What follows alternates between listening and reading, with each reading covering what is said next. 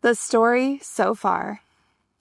In the beginning, the universe was created. This has made a lot of people very angry and has been widely regarded as a bad move. Welcome to Rock Talk. I'm Jess, a geologist, and today we are digging into the rocks that science got totally wrong. Some of the wildest, most ridiculed ideas in Earth science turned out to be completely true. Like the idea that continents move, or that the Earth orbits the sun, or that volcanic fire creates new land from below. Today, we accept these theories as basic science, but they were once seen as laughable or even dangerous. However, not every wild theory made it. In fact, some didn't just fail. They fizzled out in a blaze of scientific glory, or just plain weirdness. So today, we are flipping the script and taking a look at the ideas in Earth science that just didn't hold up. From hollow planets to exploding craters, these are the theories that time forgot. Now, before we dig in, I want to be very clear. None of these scientists were stupid by any means. They were working with the best evidence available at the time. And here's the thing. Being wrong is actually a part of good science. Every failed theory has taught us something that has brought us closer to the truth. So before I tell you about these theories, go ahead and take a guess. What is the weirdest thing that you think scientists once believed about our planet? Pause the video and drop your ideas in the comments.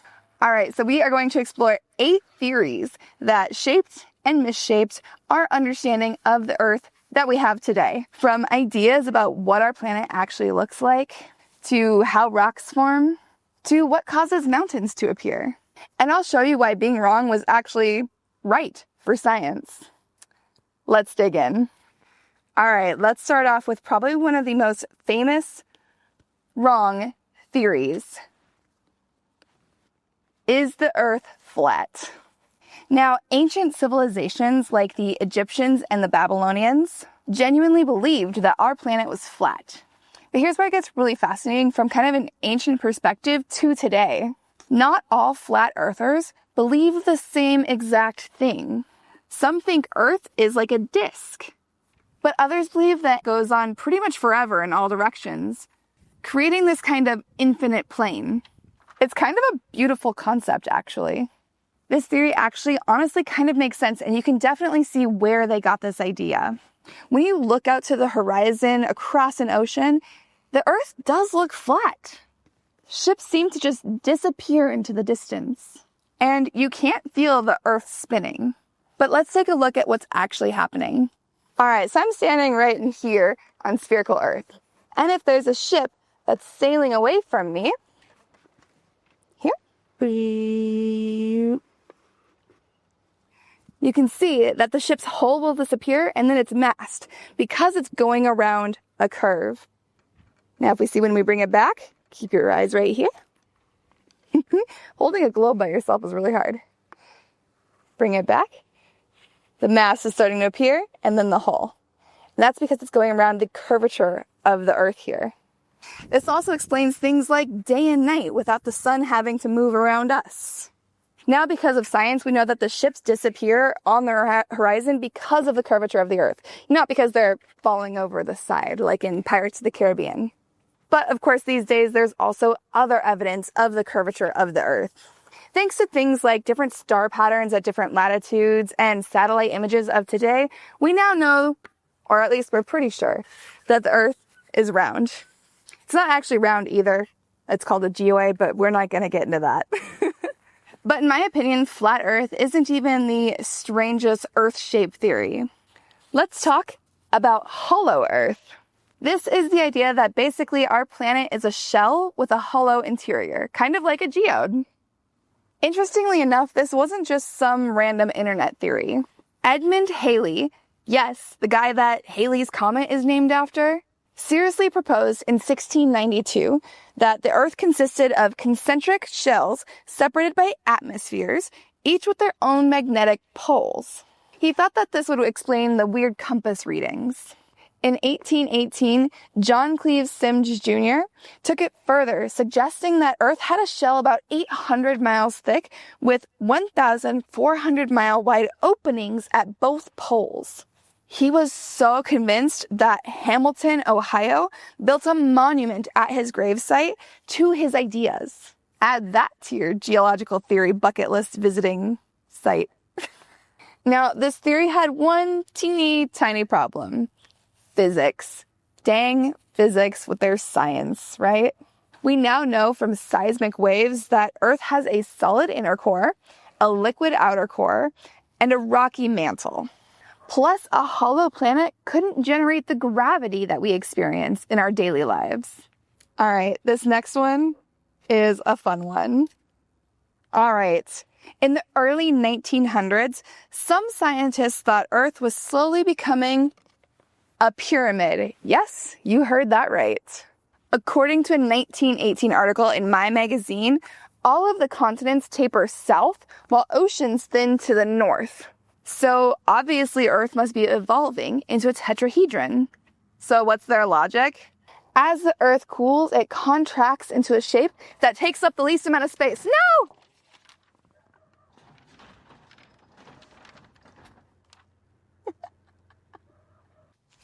It's the problem with filming on the garage. Where were we? Tetrahedral Earth. Okay.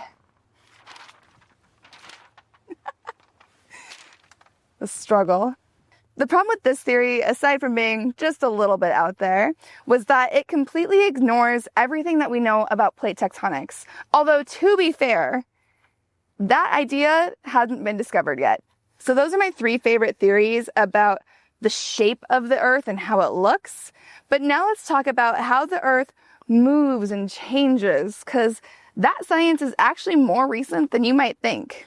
So these theories are how scientists thought that the Earth changed over time, because we know that it does. The big hot theory in 1800 was that our planet was slowly cooling and shrinking like a raisin. This is called the contracting Earth theory. This one's actually pretty cool. Let me show you a little demonstration on how this looks. So imagine this balloon here is Earth, and this is my continent. Remember, I am a geologist, not an artist. So as the interior cools, the Earth kind of contracts, like us letting air out of this balloon.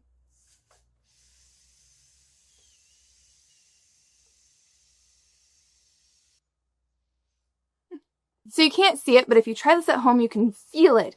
If you put your fingers on top of this balloon as it deflates, you'll feel the surface kind of moving. Scientists back then thought that this is exactly how mountains formed. The Earth's crust was wrinkling as it was cooling and shrinking. Okay, I actually thought of a better way to demonstrate this. I painted a pretty thick layer of paint onto the balloon so you could actually see what my fingers were feeling here.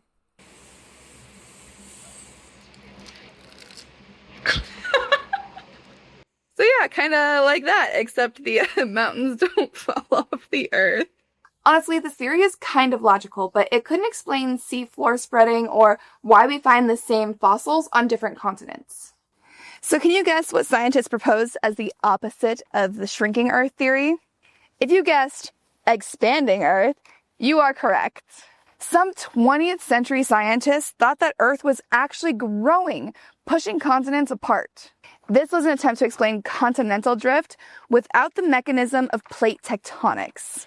One proponent even suggested that Earth started at around a 4,000 kilometer radius and expanded to today's 6,400 kilometer radius. The problem with this theory? Conservation of mass. Where is all of that new material coming from?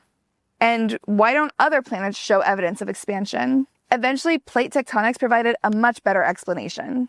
All right, here is one that sounds like science fiction. Cryptoexplosion craters. In the 1950s, geologists found these mysterious circular features that seem to have no volcanic origin. The name cryptoexplosion literally means hidden explosion. Scientists thought that they were caused by some unknown type of volcanism or gas explosions from within the Earth's crust. But here's the plot twist. They were almost all meteoric impact craters. We just, in our brains, couldn't accept that space rocks could create such massive features until we developed better dating methods and found shocked quartz. This is a mineral that only forms under extreme impact pressure. This one really gets me thinking.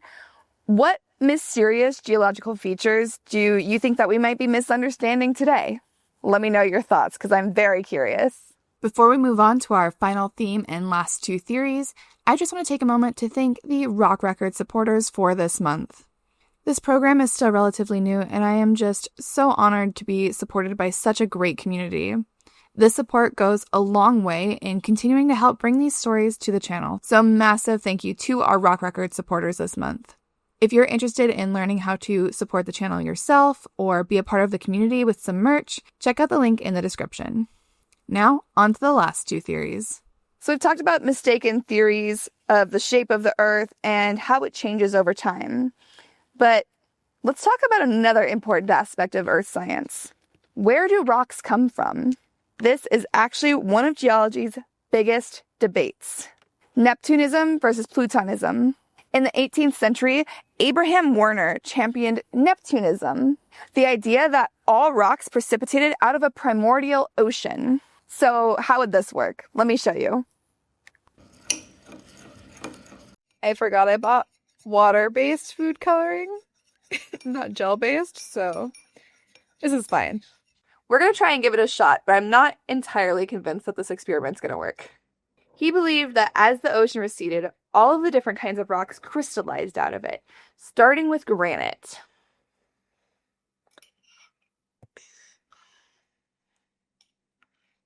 So we are crystallizing our granite here. And I am getting glitter everywhere. Next came rocks like basalt and shales, which Werner believed formed as the chemistry of the water changed. This is where I'm convinced we're going to have an issue here.